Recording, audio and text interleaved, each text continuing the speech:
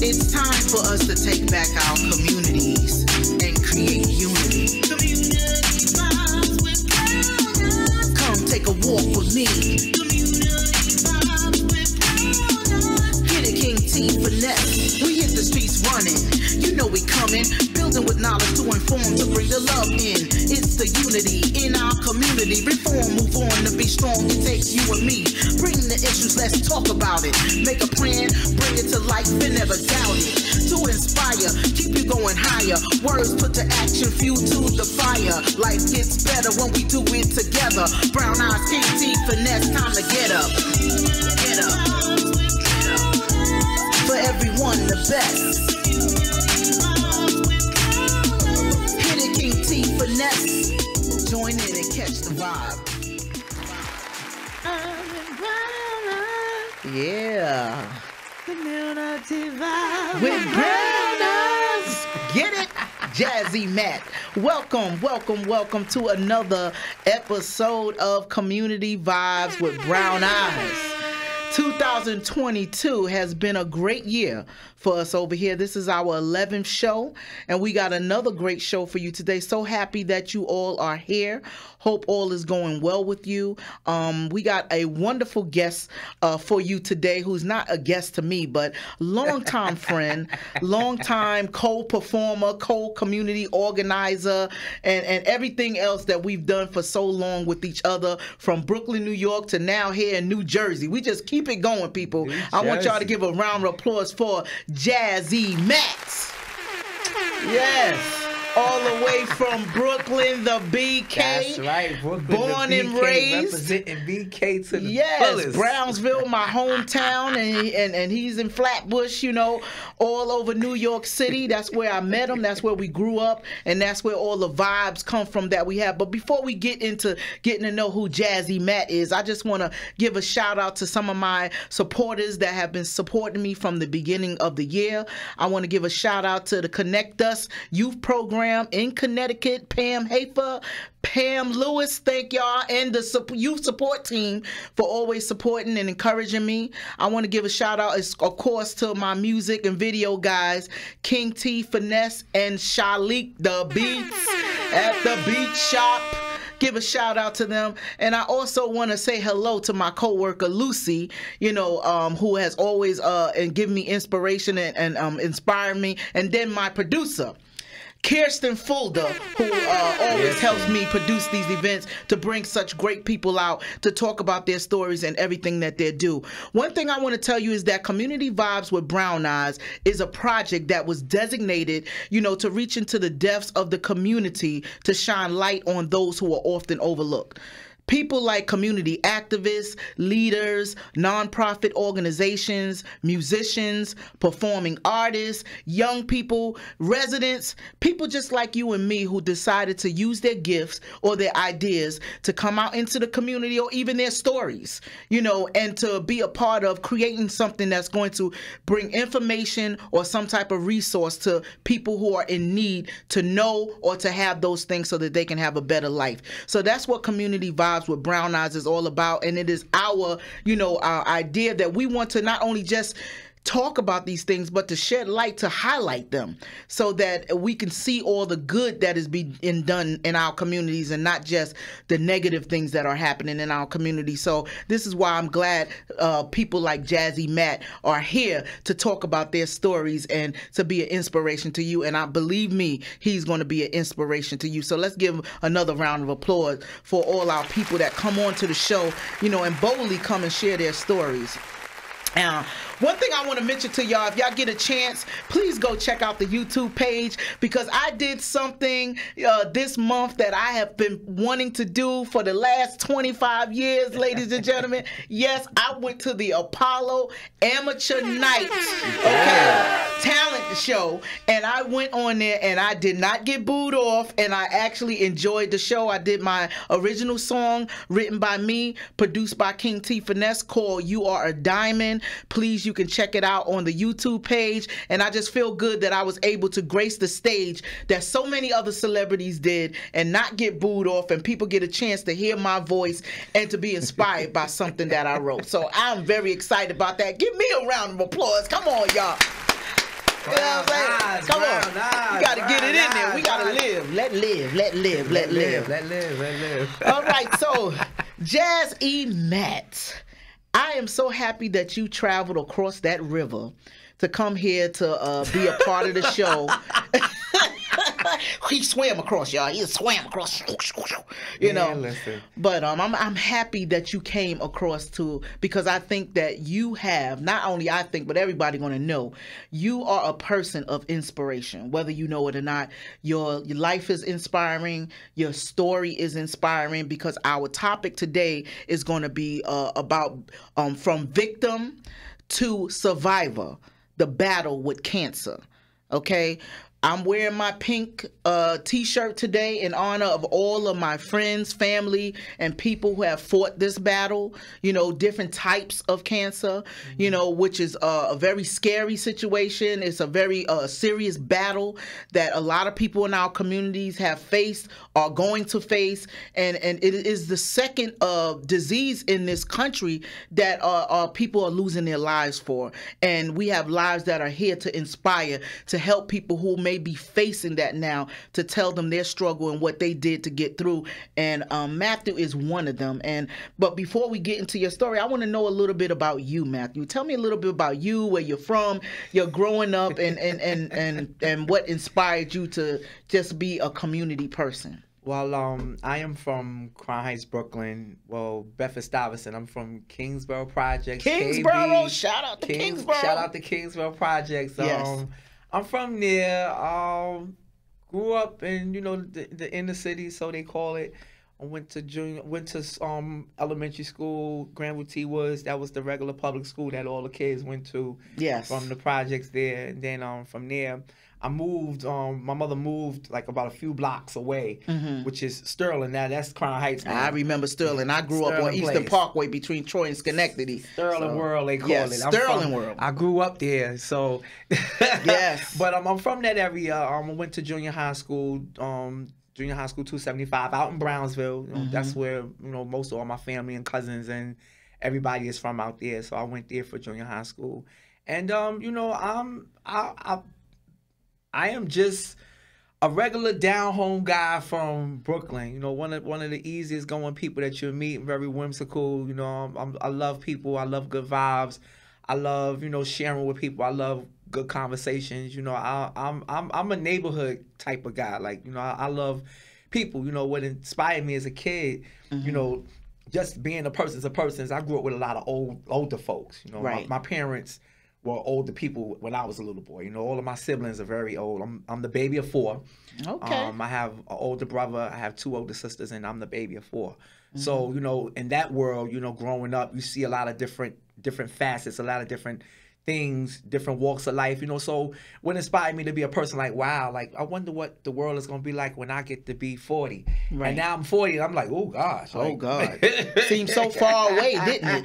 And bam, here we are. Here we are. So, I mean, it's a blessing to have come through, you know, seeing so many different things through drugs and how the communities changed, you know, how people grew up, how people live, you know. Very fortunately, you know, I was able to escape some of those things that happen, you know, in the cities with, you know, teenagers. We get into different things and stuff like that. But, you know, I've never been to jail or, you know, drugs and all that kind of stuff, because I prided myself, like, I don't ever want to indulge in stuff like that. You know, I seen my life from a very young age, like, you know, I want to do something else with my life. Right. Now, I know, because I'm a little older than you, and I grew up in Brownsville, Brooklyn, and Crown Heights, and I know those were very high crime areas. Very. As a little girl, I remember a lot of robberies, you know, breaking into homes, you know, assaults, and, you know, different things that, you know, growing up in the neighborhood brought to you. So what are some of the things that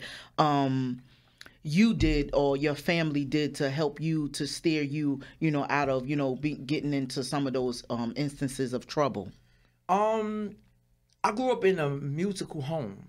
Like, play music. I was a different type of kid. Like I wasn't your average 5, 6, 7-year-old as a little boy. You know, people always deemed me as weird because I didn't do what all the other kids did. You know, I had a very wonderful childhood. You know, often picked on and teased a lot, but you know, because I was just different. I couldn't understand what was different about me. I knew that I was different. You know, I knew that I wasn't like everybody else. But you know, music was something that I always loved. Music was something that I knew that I was to do. The first person I ever saw on television was Patti LaBelle. She had this white dress on with this big hair, and I couldn't have been no more than maybe 3 years old.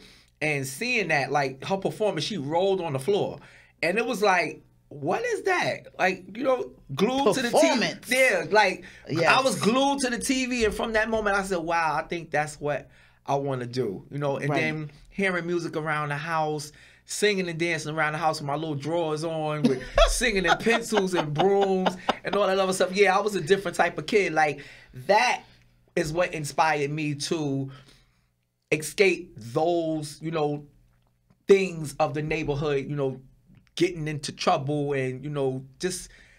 Music was one of the things that I always loved. Like, I just loved it. Like, I think you grew up like me during a time where hip hop, you know, a lot of music and performance. Now, I mean, I'm gonna say New York City, especially Brooklyn's a performance town. Yeah, you know, like I was performing from when I was 10 years old, but the difference is I took my performance to the streets and I started organizing even from a young person. Like my brother used to have the Pacific Street Film Festivals. Really? Yeah, and we used to take all the kids on the block used to come in my mother's 2-bedroom apartment on the 2nd floor, and it's just one day the line was all the way out the door. He would write skits and we would rehearse it for the week, and then we would come in. He would get the 8mm films from the Brooklyn Public Library and show us a film, and then we would do our skits, and the kids loved it in the neighborhood. But it outgrew my house because one day we were having an event that Saturday, and my mom looked out the window and saw kids on the step, and she said, wait a minute. And the line was from upstairs on the 2nd floor all the way down the steps, out the hallway, on the stoop in front of the building. Because you know in Brooklyn we call it a stoop. Everybody hang out on the stoop. On the stoop. We played ball on the stoop. We played jacks on the stoop. We did everything on the stoop. But when my mom saw that, she said, oh no, all those kids are not coming in this house.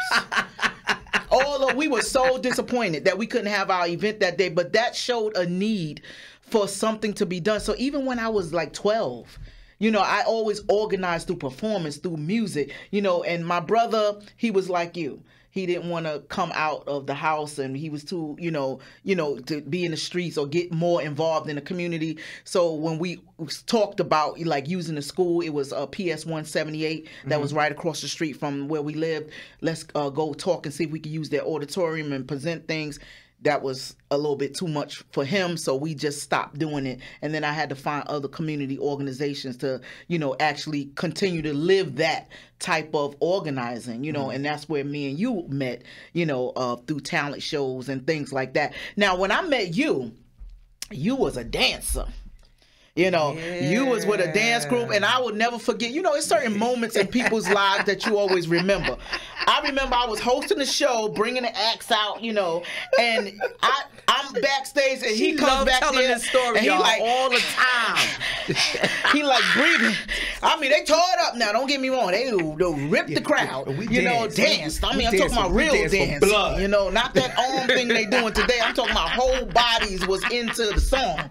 You know, he was like, let me catch my breath down. I said, go ahead, just relax. Just relax.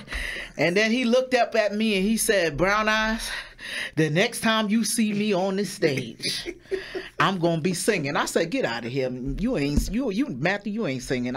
He said, you watch what I tell you. And the next event that I was at, I happened to be out in the front, and I hear these notes being hit that I can't even hit. I said, wait. I said, who's in there at a sound check that's singing these songs? And I walk to the door, and who do I see? Jazz E. Matt. And he ain't never stopped singing since that day. And I'm so proud of you, because to me that was the greatest thing of what being involved in connecting with others. You started out with connecting each other as a dancer because you wanted to get your performing energy out there. But guess what? That Patti LaBelle scene from when you was 3 o'clock did not leave you, because you was like, no, I'm doing this because I want to get in the performance world, and you was good at that. But you was like, I still got to get back to my Patti LaBelle inspiration, because that's my real love. So tell me a little bit about that, about, you know, your transition from, you know, how did you get started dancing first of all, and then the transition into singing? Well, dancing and singing is something that, you know, once again, you know, in the house where I grew up at, you know, I loved watching all type of shows. I grew up in the world, you know, it was a fun time growing up in the 80s. I was born in 82. So, you know, watching television, you had MTV, you had shows like The Party Machine with Nia Peoples, you had the Arsenio Hall show, you had David Letterman, you had shows with Soul Train, you had shows with Video Music Box, like DJ Ralph McDaniels. Like, I grew up with stuff like that. Yes. So I watched videos, like I watched TV. Like Arsenio Hall was like one of my favorite shows because everybody was on his show. Making or Break It with Natalie Cole, that show. You had so many different, you know, things of that. So going to junior high school, my ending of elementary school going to junior high school is where I began to mold my craft with dancing and singing. I took African dance. I was a part of an African dance company. Nice. A lot of folks don't know that. I was a Sewa dancer, Sewa African dance company. Body work for 3 long years. We traveled. We did many different shows. We danced to a beat of an African drum, which was a superb, excellent experience for stage. I learned so much from that lady. She was just so graceful. I love it. Sensei was the drummer. He was one of the coolest guys. But I learned so much from stage from there. And that's what, you know, developed my passion and love for dancing. Right. And we had to dance and sing. So, you know, with African, you know, when you're doing African rituals, and, you know, we did the Wella Sedone and Goombay dances like that, where you had to do a call and response. You had to sing and dance at the same time. I never knew that. Yeah, so like you would do like these chants, oli, oli, oli, oli, eh, why my lesio, eh, why my, eh, why my lesio, and we would rip the crowd like, so that kind of thing. So you had to dance and sing. So for me, I said, wow, I could dance and sing, and it was a natural thing for me. Right. So Miss Sewa, she would come to me and say, all right, Matt, you know, she said, I want you to always keep your eyes on the crowd. She will always cultivate me and teach me how to operate the stage and teach me how to work the stage. She said, you have good stage presence. She said, but now I want you to really, when you get out there, knock them dead. You know, stare them in the eye, take them on. You know, I was kind of shy, a little nervous little guy. Yeah. But that's where it all started, you know, where like I wanted to always sing and dance. So out of those performances, out of those experiences is where I learned like, wow, I can actually really sing and dance. You know, so around the house, I would watch Prince and watch all these different people with your deodorant bottle, whatever you could get to stand in the mirror.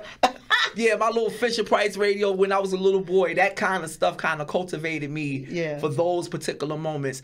And what happened with singing was, you know, singing, we had different electives in junior high school. And my principal then, her name was Miss Priscilla Williams, beautiful lady.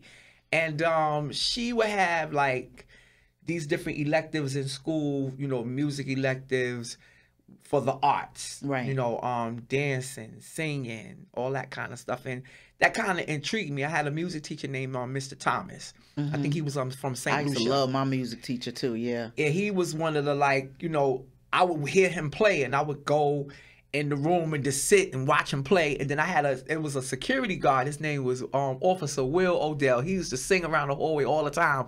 So one day, me being shy, I used to always sing in the bathroom, you know, just to hear myself. I loved reverb. I loved, you know, just hearing the echo of the voice come back.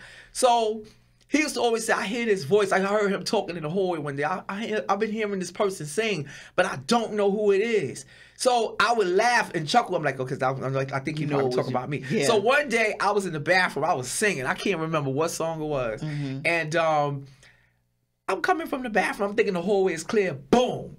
I walk right into him. And he said, it's you. So it's you. You are the culprit. Said, oh, okay. So he said, come with me right now. So he took me to Miss Williams, the principal. And he said, this is the guy that had been singing around the hallway making noise, but he sound good. Right. And she said, oh, so she said, you know what? I'm going to sign you up for the new elective classes that we have coming. And I think he was the person that put me in one of the first talent shows of the school. You talk about nervous. Right. Oh, man, like everything in me was like, oh, my God, they just signed me up and just say, you're going to do this. Right. And I think I froze. I was a little nervous. You know what I mean? But it was my first time. But yeah. from that experience, you know, is what led me to like, okay, like this is something that I knew that I wanted to do. And it made me want to go to different classes and stuff like that to, you know, just learn different things from, you know, the different teachers and different things they had to implement. But that's what I like about the schools back then that they don't have with the schools now. Music was a big part of school. Very. They had choruses, choir classes, instrument classes. I mean, if you go out to the more affluent neighborhoods, they still have that. You know, like bands. Like I didn't realize in New York City, a lot of times when they have like the Macy's Day parades and things like that, they have to get bands from other states. You know, because we don't have music, you know, in our schools like we used to. And the music cultivates. Music, you know, like your performance alone built your confidence. And it was very cultivating, you know, for young people, especially for me. I loved my music class. If I didn't want to go to any class in school, you saw me. I got perfect attendance in my music class. You know, not saying that we shouldn't push other academics, but I think that taking those types of classes out of the schools, you know, sort of pulls a big, you know, cultivating part away from young people today. And I think they should really focus on bringing some of that back in, even with the drama. We had drama classes where we did plays and things like that, that literally, you know, performance builds life. And I think that helps cultivate you to become who you are today. But, you know, I know that, you know, in your process of performing and dancing and everything, you know, and when you got into your singing, that you wound up running into a health issue that was, you know, very serious, scary for you, I'm sure, for your friends as we watched, you know, because you were so powerful even in your sickness. You posted online. And but before we go into talking about that, because I want, you know, people to talk about the courageousness of what you had to go through and how you handled that, how you coped with it, that might be inspirational for somebody else. I created a video of who you are, from that young boy who was watching Patti LaBelle on TV to who you are today, so people could get a gist, a feel of who Jazz E. Matt is. Okay, so let's roll that video.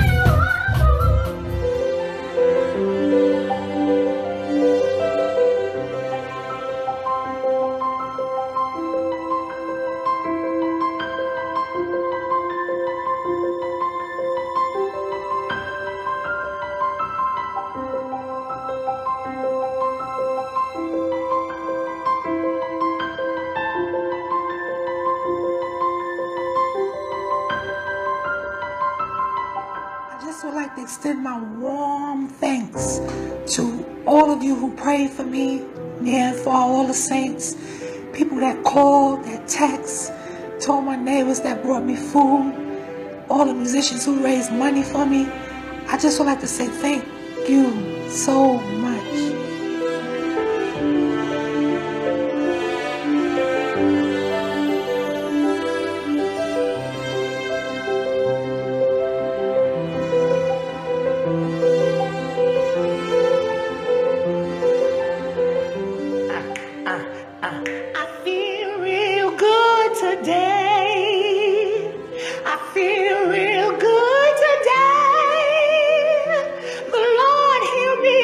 Now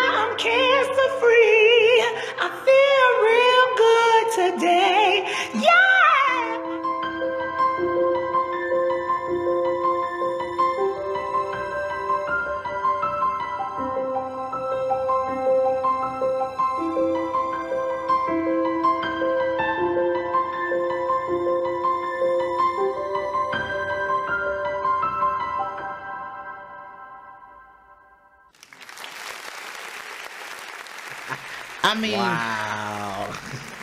You want to talk about a video that speaks for itself? All teary-eyed. You trying to make me cry and all that stuff.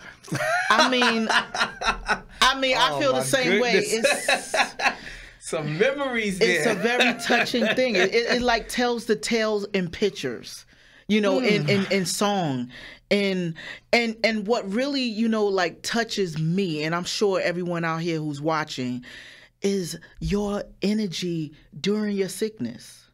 You were singing, you know, you believed in your healing because God gave you that energy. You believed in a source outside of yourself, you know, to take what you had in you, to believe that you was going to live through this and use that towards your healing.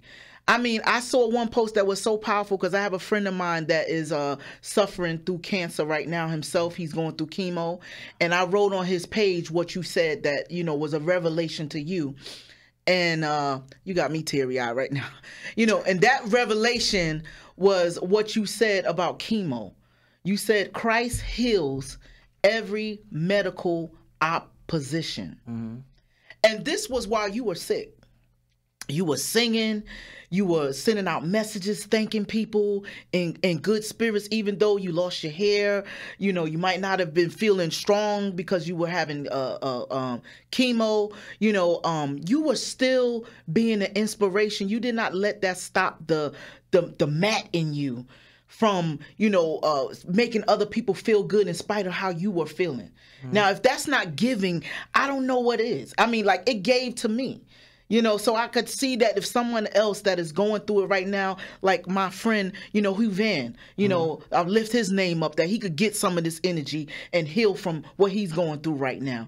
You know, from you, somebody who's going through it, and just to see you and to be able to receive some of that, to be able to get strong enough to survive through it itself. So tell me a little bit about, you know, your beginning of, you know, like, how was it when you got diagnosed, and how did you cope with that, you know, through your treatments and everything? Ooh, this is, where do I begin? I was having, I started experiencing stomach pains, and it started around about late 2015. I was having problems digesting food, which I never had no problems digesting food ever. Right. And I was noticing that it wasn't the transition of me, you know, this stuff going down the food going down my esophagus wasn't as fluent. And I'm thinking, I'm like, okay, maybe my body's getting older. Maybe, you know, I'm eating things that my body is no longer can accept. So I'm like, okay, you know, and then next thing you know, I started feeling like these sharp pains. So this is around about like January 2016. And I was working a full-time job. I was working at Home Depot, and I was going to work every day. Mm-hmm. And, you know, bosses and everything they would see me like complain about my stomach a lot. And they've never known me. I've been there for quite a while. And then, you know, they start to see, like, you know, why is he always complaining about his stomach? I would go home early, wasn't really feeling my best. But I went to work every day. Then it came to a point where things became so painful. I was in a rehearsal one night, and I was preparing for a show. And I went to go open up my mouth to sing, and, like, all right here, like this sharp pain, it felt like somebody took an ice pick, stabbed me, speared me in my side. And I'm like, oh, God. So I paused. Everybody was like, "Man, are you okay?" Because I'm bubbly. I crack jokes. You know, I'm real whimsical. I'm very silly sometimes. Right. And they said, "You okay?" I said, "I'm fine." We started back, and the same thing happened again. And one of my friends said, "Oh no, I think you need to go to the emergency room." She said, "You hadn't really been looking too well anyway." Right. So she said, "I think we're gonna end this rehearsal, and you're gonna go to the emergency room." Good friend. And I said, "Okay." So we wrapped up a rehearsal and stuff like that. I couldn't even eat. Mm-hmm. So I went to the emergency room, and they told me that it was indigestion. They made me stay there all night long. That's the first thing they say. Yeah, they said, "Oh, it's just indigestion. Your enzymes are kind of high, but it's nothing to worry about." Mm-hmm. Okay. So I'm thinking, all right, I'm Tom's, Rolay, ginger ale, right, you name it, anything for indigestion. Okay. That went away for a little while, and then when it came back, the pain was twice is bad, and now I'm having these night sweats, these profuse night sweats. I mean, all night long. It would start around 11 o'clock. I would sweat out my clothes, like so much water. Wow. And then now I'm on top of that, I'm having this this profuse pain. Now I'm losing weight. Okay. And I'm like, okay. I'm like, what's going on here? This is every day, every night. Now, I wouldn't get no sleep because I had to be to work at 6 o'clock. Actually, I had to be to work at 6 o'clock in the morning. So if I'm sweating all night long, all this water, I'm losing so much water. And then I'm losing so much weight. And then I'm having this pain. And then I'm having fatigue. And all these different things are starting to happen. I'm like, okay, I wonder what's going on here. Went to the emergency room again. I went to Kings County this time. And same thing. They did a short diagnosis. Same thing. They gave me something for stomach ulcer. And I said, a stomach ulcer? I said, I don't drink like that. Like, why would I have a stomach ulcer? I said, no, this is not a stomach ulcer. Like, this is something far beyond a stomach ulcer. Now, I made a doctor's appointment. Of course, you know, most men were very stubborn. Don't want to go to the doctor because we're afraid of hearing what we don't want to hear. Yeah. So I kept making an appointment for my primary doctor to see him, to see what's going on. He went on like this long series of vacations or whatnot. I hate that. And then of course, you know, we wanting to go to work. I'm going to work. I'm going to work. I was clocking into work every day sick. Every day going to work sick. Wow. So finally I reaches him and he says, I noticed that you had an appointment to see me. He said, I need you to come in. And I went to see him and he checked me out. And he said, let me pull your chart. So he pulled my chart. He took some blood. Now, mind you, I was to him maybe about 3 to 4 months prior. And he said, I see that you lost a considerable amount of weight. Right. And he said, you've always been, this has been my doctor for about 20 years now. Yeah. And he said, you've always been slender. You have always maintained, he looked at my chart very closely. And he said, you've always been 158 to 60 pounds. He said, you are now down to 130 pounds. And he said, this is not good. So he said, he put me on for short observation, checked my breathing. He said, your breathing is a little irregular. And he said, your heartbeat is a little faster than normal. So he took some blood work.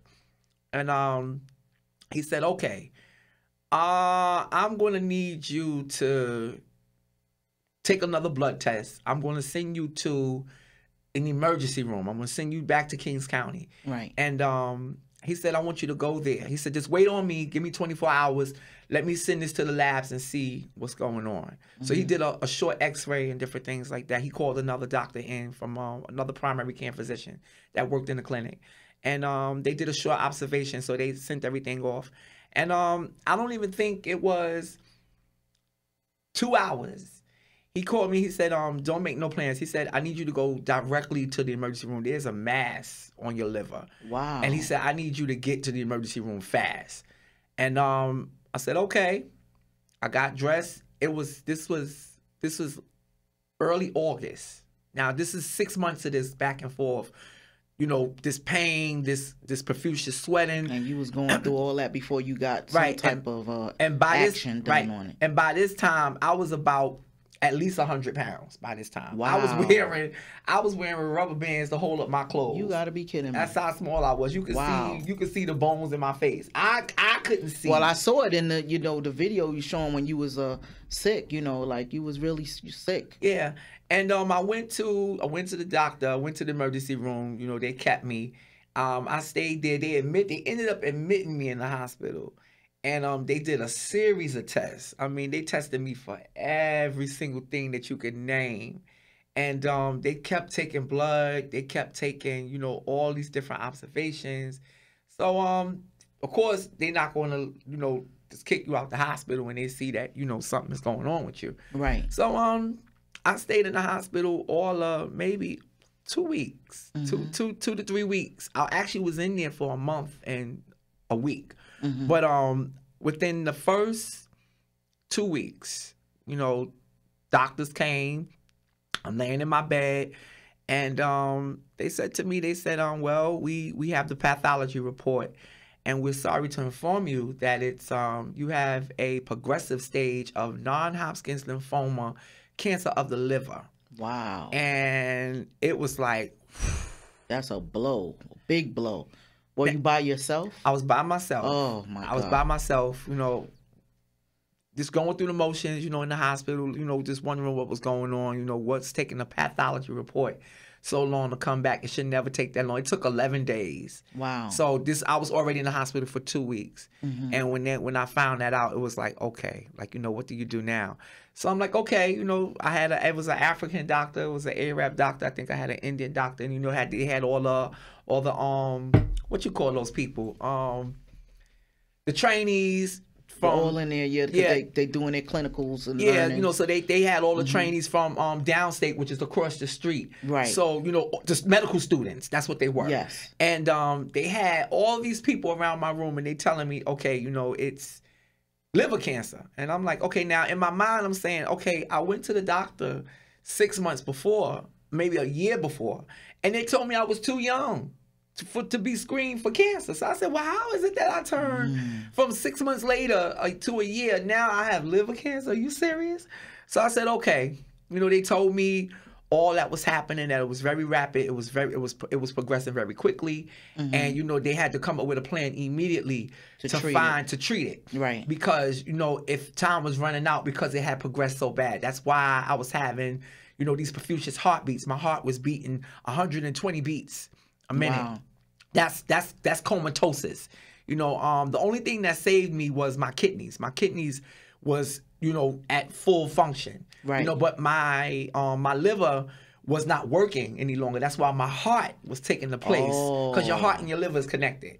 So I didn't know yes, that. your heart and your liver works together because that's where the main blood flow is coming from. And the kidney does all the cleansing. And the kidney does the cleansing. Your blood in your system. So when your kidney is no longer working, now your heart has to take the place of the kidney. So that's why my heart, I would lay down and it felt like my heart, the bed was bumping like a washing machine. You ever seen a washing machine that jump? Yeah. Boom, boom, boom. I've had heart palpitations and they're very scary, especially at nighttime. And I'm wondering, like, it's like my heart, I'm like, oh God, why my heart beating like that? Yeah. So that was that. So the doctor said, this is what it is. So I said, okay, you have any other good news to tell me? And he said, good news? What's so good about finding out that you got cancer? I said, well, you know what? I said, I'm going to have prayer, and I've heard all that I can hear. And that was the end of that. They left my room, and it was just me and God from then. I said, all right, Lord. I said, whatever this is, I said, I'm not sure. This is a new experience for me, but you promised me that I should outlive and not die. I went and sang one of them hymns. I think I grabbed I Need Thee, one of them old church hymns. And it was just me and the nurse. And the nurse grabbed my hand and she said, you want to have prayer? And I said, sure. And we prayed. And that was that. And that's where the journey began, learning this. And now it's a different situation. I'm like, okay, now how do I explain this to my relatives? How do I tell this to my mom? How do I tell this to everybody? I think I sat with it for a whole day because I had to find some peace within yourself before you can tell them and have to deal with how they're going to react to you, because some people can't be supportive because they're more emotional than you might be as the person that's dealing with the problem. Tell me about it. Yeah. So many people that I had seen that had succumbed to the cancer. My aunt, so many different friends of mine. Just 6 months prior, one of my good friends passed from cancer. Wow. And then before that, another good friend of mine died from cancer. Wow. So it's very like prevalent in our community. Very, very prevalent. So it's like, okay, like how do we do this? But the next day, I picked up the phone, and the hardest thing to do was to tell my mother that, I had cancer. And, she was worried the whole time because she saw me that I was sick. She knew that something wasn't right. She seen me laying around the house. I wasn't really going out too much. I was just, it's existing. And she used to always say to me, are you okay? She said, you laying on the chair a lot. Because I would just come home from work and just lay on the chair. Like, I didn't have no strength to do it. I don't even know how I made it through the day some of the times. If I stayed at work a good whole day, I don't even know how I got home because I was so exhausted in pain. But I was moving And a around lot of every people day. do that. And one thing I like about what you're saying is that a lot of men in particular, don't like to go to the doctor. I mean, a lot of women too, because sometimes I get sick and I'm like, oh God, I hope it's nothing serious. And I won't go until I see it's not going away, but then I'll eventually go. But even when you go, what is interesting about what you're saying is that people need to advocate for themselves, even when they go to the doctor. Because sometimes when you go to the doctor, because I told you earlier, I had a bout with digestive problems as well, and I was, for a long time, they was giving me medicine for acid reflux. That's the first thing they do. Oh, it's probably just GERD or acid reflux or whatever. And but it wasn't going away. So I started going for all these tests and everything, like you said, to check my liver, check my, everything, my digestive tract, but if you don't press the doctors, they would just say, oh, well, try some Prilosec or some acid reflux medication, call us if it gets worse. Meanwhile, you sitting here with this mass on your liver, but they're counting it off as, you have to, your body.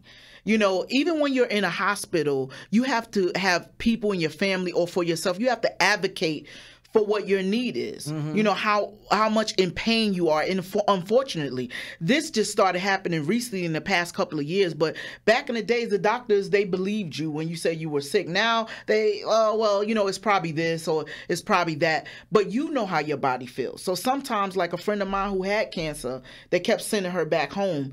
But she was told, go there to the emergency room and tell them you are in so much pain, you cannot even stand up. And so she performed being even in more pain to get their attention, and come to find out she had cancer in her bladder. So they kept sending her home, telling her it was a UTI, this and that. So this is the thing I'm concerned about, that even when you do go to the doctor, you have to really advocate for what your body. No, doctor, I'm sorry. I know my body. And I've tried that. I need for y'all to find another test or do something, or do your own research on it, because I do a lot of that. With Google now and YouTube, doctors on YouTube and all kind, you can look up things so that you can have some type of information. You're not going to be a doctor overnight. But you have to really fight for your treatment nowadays, because a lot of times they'll brush it off to, like it may not be that much. So I like the way that you coped with it and how you got through it. And then tell me about the time where they finally told you were in remission, when you said on the screen, I feel real good today because I am cancer free. So I feel real good today. Tell me about that, and let's go into what you're doing in terms of lifestyle change to continue to be a survivor and be well in your health. I went through a series of chemotherapy treatments. What was supposed to have been about 29 treatments, it went down to 6. So I have God to thank for that. I've seen so many people, there were so many people on the ward where I was that died off. It was people that came in the hospital while I was there. And, a lot of people, didn't come off. It was one guy that I'm still friends with. His name is Ron Kaysen. And me and him became roommates. And I think me and him was the only two that made it off the ward. A lot of those other people, unfortunately, they God passed. So it was hard to see that. But I went through the whole cycle. I had double dose of chemotherapy. I had this, I'm gonna show it right here, this gash right here. Oh, they had it right there. Yeah, this is where they had the port, where they put it there. And I had to take chemo in my back as well. Wow. A lot of people didn't know that. It was, it was so progressive. It was like an egg. It was spreading. Right. And it was going in. But I went through that from August to about January. And they kept sending me for, the follow-ups to make sure that, all was going well. And I went, I think it was around about this time now. It's April now. It was before my 35th birthday. So I was diagnosed with cancer at 34. Okay. And my 35th birthday, August the 11th, is a day that I'll never forget. I went in for the observation. They sat me down. They was going through the whole chart of, how many, chemo treatments, how many cycles that I had to do. and they were saying that, you know, it reacted very well. It shrank. I had not to pass the knife because they told me that if the chemo didn't work, they would have to do surgery, major surgery, to remove part of my liver off to get the cancer out, because it had started from the inside. You ever seen like one of those candy canes and it's like this ongoing circle? Yeah. That's what the liver, that's what the mass looked like. It was the size of the mass was the size of a 2-pound baby. Did they ever say how you got that mass? No clue. They asked all kinds of questions. Of course, you know, did cancer run in your family? Of course, I say yes. I come in later years, I found out that my dad was diagnosed with he had a tumor in his ear. I never knew that. So we were around about the same age. He was in his mid-30s when that happened to him. Wow. And the same thing happened to me, just that it was the cancer of the liver. It was the cancer of the liver. But it started from the inside. But April 11th, you know, I'm sitting there and they said, okay, you know, you are now cancer-free. And April 11th, my birthday is the 13th. Wow. So let's give a round of applause for that. Just how that turnaround is a beautiful thing. A turnaround is a beautiful thing. Yeah, that was the 2 days before my 35th birthday. I said, what a birthday gift to walk into, because you know it was very gruesome. That whole process was a lot. I followed you on Facebook, so I know. I was looking at all your stuff. I was praying for you. I knew, but because of your energy that was so beautiful, that it made people have that energy as well towards you, to say he's gonna be all right, he's gonna be all right. You know, it's like you made people feel like they knew you were gonna be all right. So in terms of post, you know, treatment and post being sick, what are you doing now to maintain? What are some of the things? Because I know you did major lifestyle change with foods. I know you showed green juicing. You was juicing. You were drinking things and things that we need to do in terms of paying attention to what we're putting in our bodies. And that's something we all need to do, especially me. All that fried chicken I've been eating, all that, the cookies, the candies, the sodas, and we hear about it. But I know that I see a lot of doctors say that cancer loves sugar.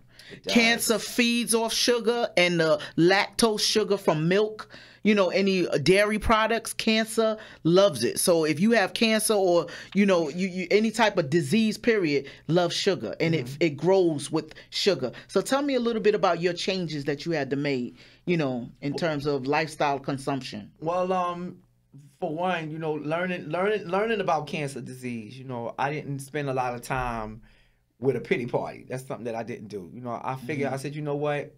Pride can kill you. And if you don't take your time to educate yourself, then, you know, you won't be able to, you know, help to preserve others or pass information on to other people. Right. And, you know, to give them hope, to give them encouragement, because I'm like, you know what? Death is not on the calendar for me. You know, all sickness is not unto death. Right. So it's like, okay, what do we do now? You know, so on various times, you know, going through the treatment, you know, I would read different blogs. I would go on, you know, different, you know, cancer websites, you know, with people who were currently on chemotherapy, people who are, you know, ex-chemotherapy, you know, all those different things, you know, just asking different questions. Right. And, you know, in my seeking, in my studies, I came back with some really good answers and some really good feedback on some things to, you know, help. You know, some people didn't have to do chemotherapy. You know, thank God for them. Thank God for them, yeah. Fortunately, I had to, but thank God for that, because it was an experience, something that I've learned a lot from. You know, so I learned that, you know, alkalinity is the key to all healing properties that will annihilate any type of bacterial disease that the body may hold. So an alkaline system. An alkaline system. Alkalinity is what, you know, destroys any type of foreign bacteria that's in your body. And how do we get to that state? Like, how do alkalinity? We get alkalinity? It's the things that we see every day, the small stuff that we pass by, stuff that we got in our house, in our cabinets, that we would never think that this works. Right. Like parsley and turmeric and rosemary and mint. Yeah, I hear about turmeric a lot. All these different things, and you will say, wow, like I've been exposed to this stuff and never knew just how powerful it was. Right. And, you know, you begin to read on what alkalinity is, and then it gives you a cross reference to the things that have natural alkalinity in it that brings water that brings photosynthesis to the body. Right. And disease and alkalinity is a contrast, a conflict of interest. Right. Like They can't water survive. and water and oil just don't mix. Mm-hmm. So when your body is, 99, 100% alkalinity, Mm-hmm. acid holds disease. Right. So disease lives in acid. And you got good acid and you got bad acid. Right. And the bad acid is what produces bacteria, where you have different spurs of, GERD, hypertension, high blood pressure, cancer, even so much far as to go as HIV/AIDS, immune disorder. Yeah. When your immune system is compromised, as long as you have a alkaline system, Right. the disease lessens. Okay. So a blood disease is a blood disease. Right. Cancer, HIV, hypertension, high blood pressure, diabetes, it's really all the same.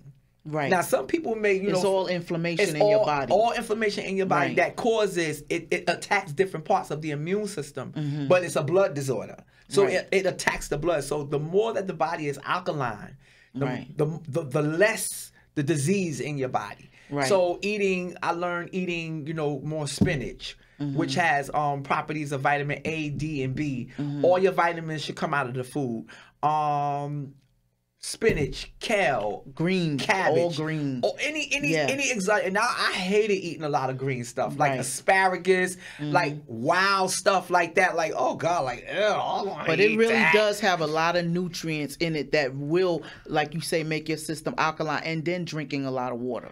A lot of water is very important, and I learned that. That's something that we all fight. I need to have a show just on food alone. I'm talking about, we're going to have a show about nutrition, because that's a serious thing, because I've been fighting weight, my blood pressure been creeping up, a little more than it normally is. And it all has to do with lifestyle. Like you said, my system is not alkaline, and I need to really fight hard, to do what I need to do, like we all do, to eat better, not saying I ain't gonna have a little fried chicken every now and then, but everything in moderation, so I really have to, as I get older, do like you're doing, and to do more research, and which I have done, but the problem is sticking to it. Like going out there and seeing the bad foods, the sugars, because I'm a sugar addict, not getting that cookie, not getting that cheesecake, and not, and doing more of the good things and less, not saying I'm never going to eat it, but less of the bad things. So I definitely want to have a show about, that, food and everything. And I know that has a lot to do with it, but because of time, I want to go forward to let them know, what are you doing now? Like, what is JazzMatt doing now? How can people find you and support you in your music and what you're doing, and be inspired by your work? Well, I can be found on Instagram and Facebook. Those are the main two places that I can be found. I pretty much want to say to all the people out there, take care of your bodies. Stay in tune with yourself.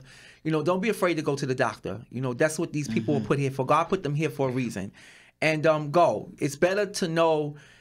People say what you don't know won't hurt you. Yes, it will. It will. In the long run, it will. To all my black brothers and sisters out here, to all any people, but it seems like our culture, our race, are affected the most by these terminal sicknesses and diseases. Go to the doctor, get yourself checked out, eat healthier, and advocate for yourself. Advocate for yourself at the doctor. Ask questions. Don't be afraid to ask questions. Yes. Learn about your bodies. Women, learn about your bodies. Men, learn about your bodies. There's more to your organs than what you know. Learn about yourself. Absolutely. So when you ask questions, when you start to feel, your body, you've been in this temple long enough. So if you get a headache and you don't have no headaches, and you now starting to have headaches all of a sudden, there's a warning that's going on, that something that's not right. More green vegetables, more water. Don't be afraid to eat. Launch out into the deep. That's something that I had to learn. I learned to juice everything: carrots, beets, collard greens, callaloo, cabbage, all that kind of stuff. Especially for black men. Blueberries, blackberries, strawberries, all those things have antioxidants in it that's very good for your ovaries, for your organs. Spirulina, wheatgrass, those things are very good. Wheatgrass is very good. Moringa seeds is very good. Soursop is very good. For vitality, it produces metabolism, and it also burns fat. All these different things to learn. So I still juice. I eat Don't get me wrong. I still love my sweets and my cookies. Y'all see me baking cakes and stuff online and everything else. But you gotta learn to put everything in moderation. And that's one thing that I do now. So when y'all see me fix my food, I never no longer put rice and peas and macaroni and cheese and potato salad, all that stuff on one plate. Sometimes your body, the older you get, the acid in your system lessens. Yes. So as we get older, that's what happens. That's one of the beauties of getting older. So now you have to discipline yourself. It's total discipline. Okay, if I have one piece of cookie today, I'm not going to have another piece of cookie. If I have rice today, I'm not going to have potato salad. I'm not going to have macaroni and cheese and stuffing and all that stuff. I'm not going to have ribs, ham, fried chicken, fried fish, all that stuff on one plate. Let's not be greedy, you know, because gluttony is sin, y'all. Yeah, and so, gluttony will bring the illness. Right, gluttony will bring the illness. So moderate your food choices. You know what I'm saying? If you know you had some rice, have a little bit of rice.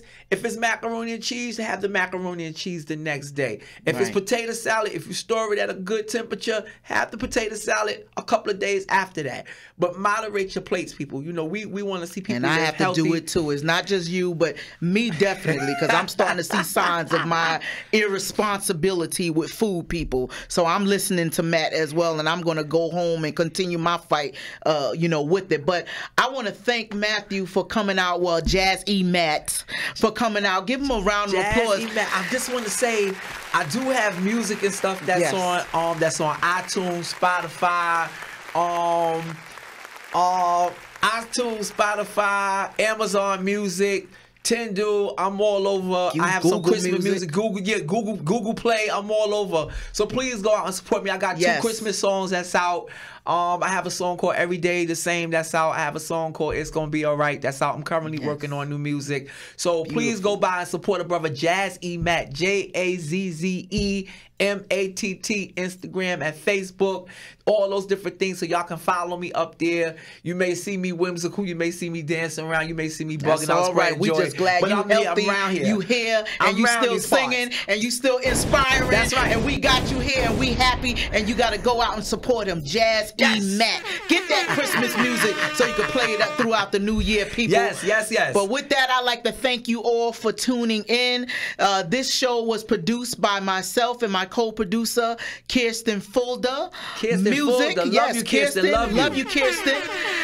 The music was done, of course, a video by King T Finesse, and the videographer was Shalik from the Beat Shop. And we can't forget our wonderful engineer here at Bravery Studios, Marvin, for making us look good and sound good and keeping us rolling throughout the year. So I want to thank y'all for tuning in. Please continue to like this show, and please subscribe to the page so that you could get alerts for all the other shows that are going to be coming up after this show. And any other information pertaining to Jazz E. Matt, you can find it at the bottom of this video, and click the links to be able to find his music and his page if you want to follow him, which I think that you should. We're going to bring him back again when we talk about more nutrition and some of the healthier things that we need to look at and lifestyles on another show.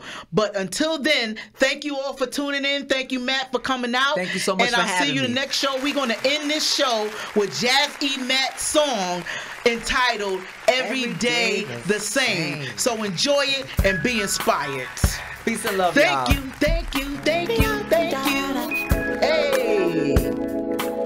Whoa.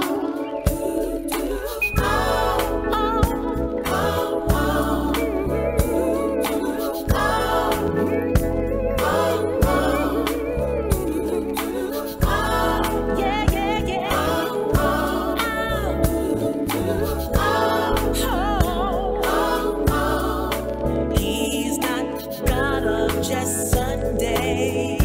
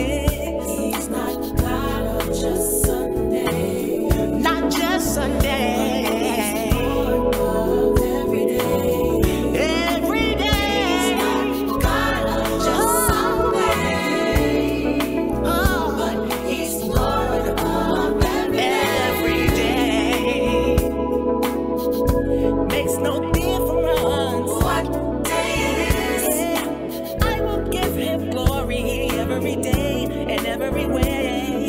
'Cause he's the same God yesterday, today and forevermore. He's not the God of Sunday, but he's every day the same. He's not the God of just Sunday, oh, but he is the same. Every day the same. Every day the same. He's not the God of Sunday, but every day the same. Every day the same.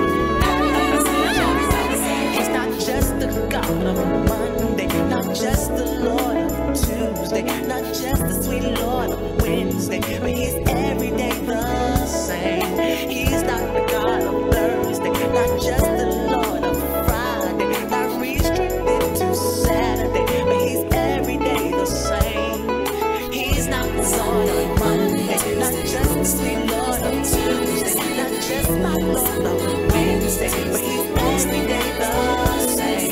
He's not the God of Thursday, not just the